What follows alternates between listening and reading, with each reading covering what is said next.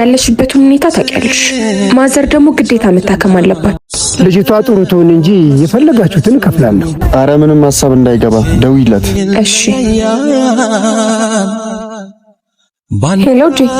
ወይ ሚቲ እንዴት ነሽ? ማዘር እንዴት ነው? ተሻላችሁ? አረ ምንም አልተሻላትም። ባክሽ ቶሎ ንገሪያት። ያለሽበትን ሁኔታ ታውቂያለሽ። ማዘር ደግሞ ግዴታ መታከም አለባቸው። ያን ያክል ገንዘብ ደግሞ ከየትም ልታመጫች አላውቅም፣ ግን እናቴን ማሳከም አለብኝ አሉ። ከተስማማን አንድ ጥሩ ስራ አለ። እናትሽን ማሳከም ትችያለሽ። ምን አይነት ስራ ቢሆን ነው? ስትመጪ ነው ምን ካለሽበት ነገር አንፃር ይሄ የተሻለ ሐሳብ ነው። ይኸውልሽ ደግሞ ስትመጪ ለማንም እንዳትናገሪ እሺ? ለመኩን ቢሆን ለምንድን ነው የማልነግረው? ግን እሺ መጣሁ።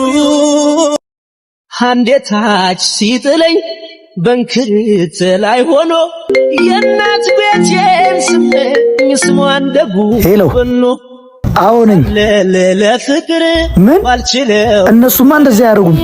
በመኖር ይበጃል ሰው ማመን። መኩ ደወለ። አረ ዝጊበት፣ ካወቀ ብለኛም ጥሩ አይደለም። አሁንም ደወለ። ዝጊበት። አለፍኩት ብዙ በሰቃይ። ምን ለማድረግ እየሞከራችሁ ነው? ምን አረግን? ህሊና የሚባል ነገር የላችሁ? አባቷ የሚያክል ሰው ጋር። አረ ተረጋጋ፣ ስራ ልናስቀጥራት ነው። ዝም በል ወደዛ። የእሷን ህይወት ሸጣችሁ ለእናንተ እንጀራ ሊሆናችሁ ነው? ትንሽ እንኳን አታፍሩ? እሷን በሌላ መንገድ ማገዝ ሲገባችሁ እንዴት በደካማ ጎኗ ትጠቀሙ? ለነገሩ እናንተ እንኳን ልታግዟት ልትሸጧት ትሯሯጣላችሁ። ታሳፍራላችሁ። እሺ እንዴ ጂ ነይ ወደ ውጭ። ማናግርሽ ነገር አለ። ምንድነው? ምን ተፈጥሮ ነው? ከዚህ በኋላ የኛና የነሱ ጓደኝነት አብቅቷል። ለሽማግሌ ልሸጡሽ ነበር። ምን? በደካማ ጎንሽ ሊጠቀሙብሽ ነበር። ከዚህ በኋላ ስልካቸው እንዳታነሽ።